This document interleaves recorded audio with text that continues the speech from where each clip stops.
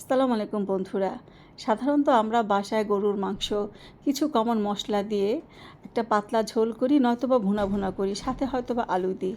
সেটা আমরা নিজেদের জন্য হোক বা মেহমান অতিথি আসলেও। কিন্তু কোরবানি ঈদের পর আমার মনে হয় আমাদের সবার বাসায় কম আর বেশি একটু বেশি পরিমাণে মাংস থাকে।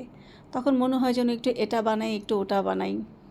ফ্রিজ থেকে কিছু হাড় চর্বি ছাড়া মাংস আমি ছোট ছোট টুকরা করে পানিতে ধুয়ে পানি ঝরিয়ে নিলাম এবং কিছু আদা আমি পাতলা স্লাইস করে কেটে নিলাম। পরিমাণে একটু বেশিই নিলাম, কারণ আমার এই কাবাবের আদার টুকরোটা মাংসের টুকরার চেয়েও বেশি ভালো লাগে খেতে।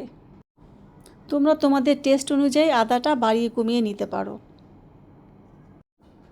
তারপর আমি এখানে অ্যাড করে দিলাম গরম মশলা গুঁড়ো, কালো গোলমরিচের গুঁড়ো, আদা বাটা, রসুন বাটা এবং পরিমাণ মতো সয়া সস।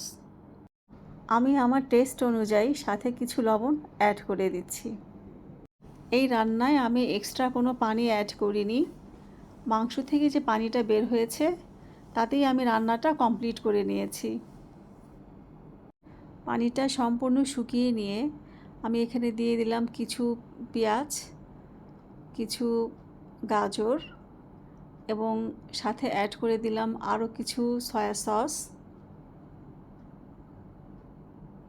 তারপর দিয়ে দিচ্ছি এখানে কিছু টমেটো সস,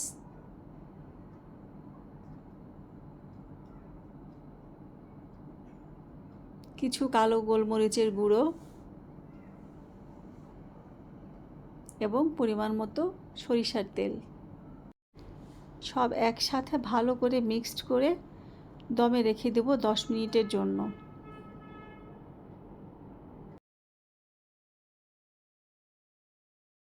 10 মিনিট আমার প্রায় শেষ। আমি এখন একটা সুন্দর একটা সার্ভিং বোলে উঠিয়ে নিচ্ছি। বন্ধুরা, আমার এই কাবাব খেতে সাধারণত রুটি পরোটার সাথেই বেশি ভালো লাগে। আর আমার এই কাবাবের রেসিপিটি যদি তোমাদের ভালো লেগে থাকে তাহলে অবশ্যই বাসায় ট্রাই করবে। আর সবার সুস্থতা কামনা করে বিদায় নিচ্ছি। সবাই ভালো থেকো। আল্লাহ হাফেজ। আসসালামু আলাইকুম।